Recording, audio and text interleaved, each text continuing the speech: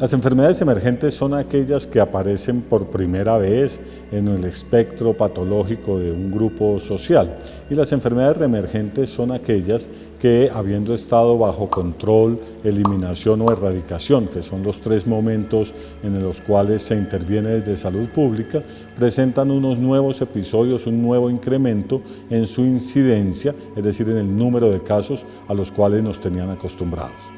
Aquí hay que diferenciar dos cosas. Uno es el pico epidemiológico de las enfermedades. Las enfermedades tienen comportamientos estacionales en los cuales durante determinados momentos del año o aún de periodos decenales, quinquenales, presentan incremento en su frecuencia. Por ejemplo, en esta época de lluvias en todo el país tenemos un incremento de las enfermedades respiratorias y de las enfermedades diarreicas porque estos cambios de clima favorecen los virus y favorecen el contagio de los virus entre los distintos grupos escolares.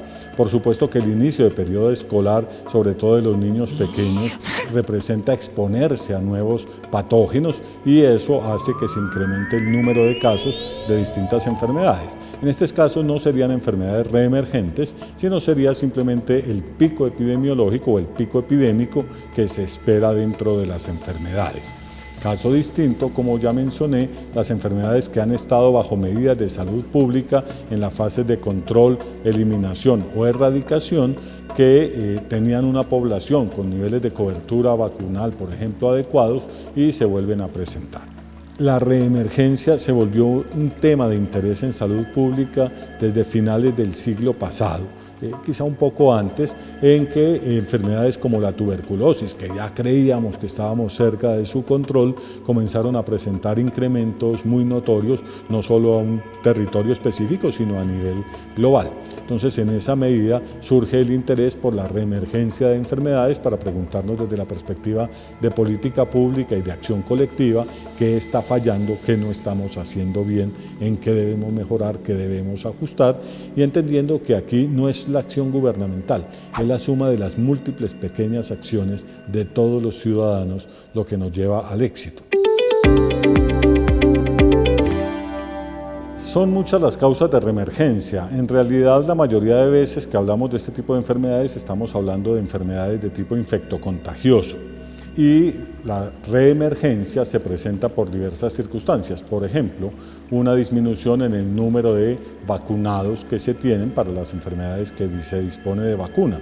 Esa disminución en el número de vacunados puede ocurrir por fallas en la comunicación, por fallas en las vacunas, por fallas en el número de personas y en esta época de manera especial por todo el movimiento antivacunas que ha crecido en distintos lugares del mundo. El caso del sarampión en Estados Unidos es uno de los típicos casos relacionados con toda la campaña antivacunas. Hay entre los habitantes de los Estados Unidos una gran campaña, digamos, que ha generado un inconsciente colectivo de rechazo a las vacunas porque hay síndromes conspiracionales y cosas así alrededor de las vacunas que en las noticias se encuentran, pululan en todo esto de los influencers, etcétera, etcétera, que ha hecho un daño grande a las campañas de vacunación. Entonces los padres prefieren elegir no vacunar a sus hijos y al no vacunarlos, por supuesto, están expuestos. Aquí hay algo muy importante, la vacuna tiene dos funciones. Una función que es impedir que el niño se enferme.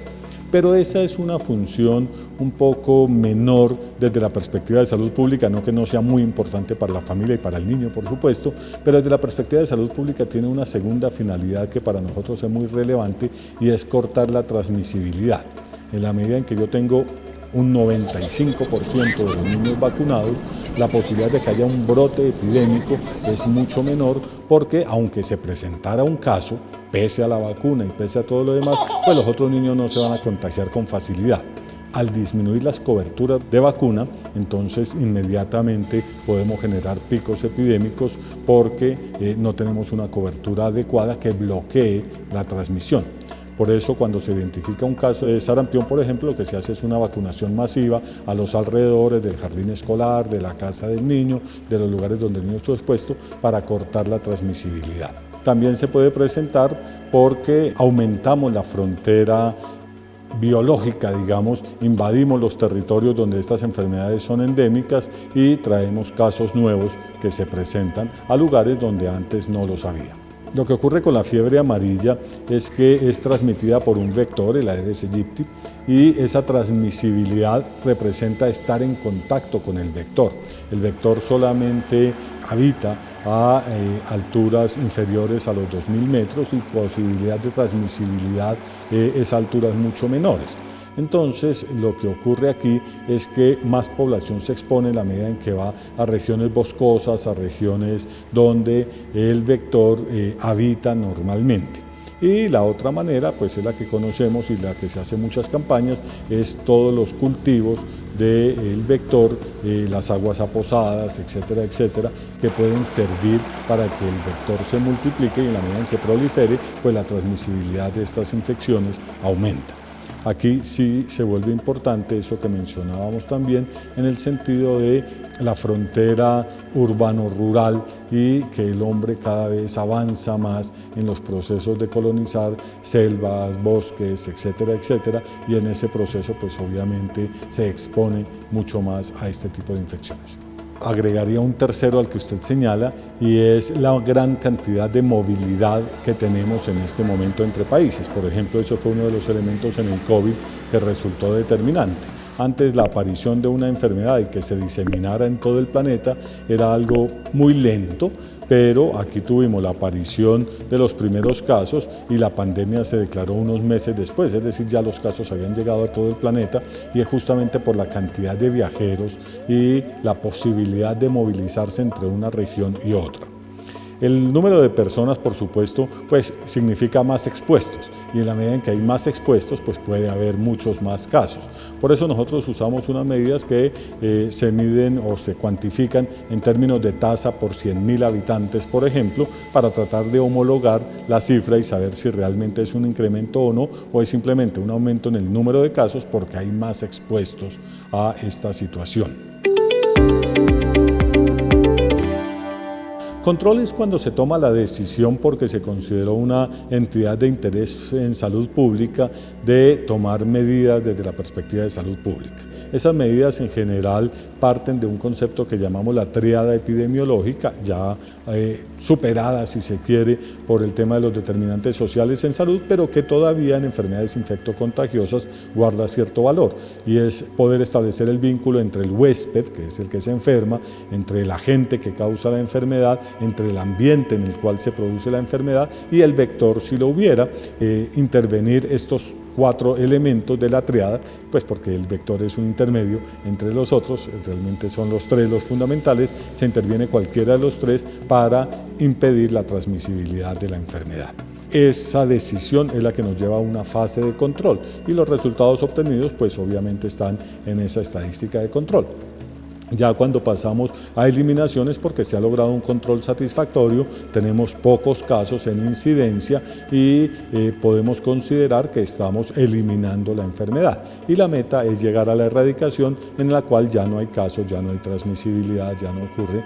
Tenemos unos procesos, como ya mencioné, de control, de eliminación y de erradicación. El más ambicioso es la erradicación. Hasta ahora hemos logrado erradicar la viruela. Y el virus de la viruela pues ya no hay transmisibilidad, se mantienen algunas cepas en laboratorios muy bien resguardados, muy bien protegidos. De hecho, parte de las teorías conspiracionistas es que eventualmente el virus se podría liberar y causar una gran cantidad de enfermos por cuanto la población en este momento no está vacunada. Sin embargo, hay que reconocer con humildad que las ambiciones de comienzos del siglo pasado de lograr el control total, la eliminación y la erradicación de las enfermedades infecciosas han fracasado. La vida es muy dinámica y busca maneras de perpetuarse, maneras de mantenerse, y cuando señalo la vida no es solo la vida humana, es toda la vida en el concepto biológico. Entonces, en esa medida hay días de las enfermedades, por ejemplo, la resistencia antimicrobiana.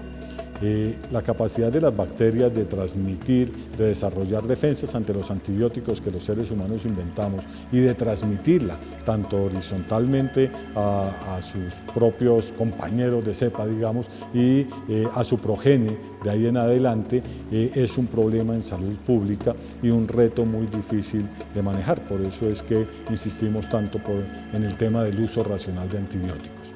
La vida encuentra caminos y no ha sido fácil cumplir esta promesa, pero tenemos por supuesto muchas enfermedades en control. De hecho, sarampión en Colombia está en este momento de fase de control, ya pasando a eliminación, porque hemos tenido un número de casos muy bajo que nos puede dar relativa tranquilidad gracias a las coberturas de vacuna. Igualmente el polio. Sin embargo, se siguen presentando esporádicamente casos que han ameritado una investigación desde la perspectiva de salud pública para saber qué falló.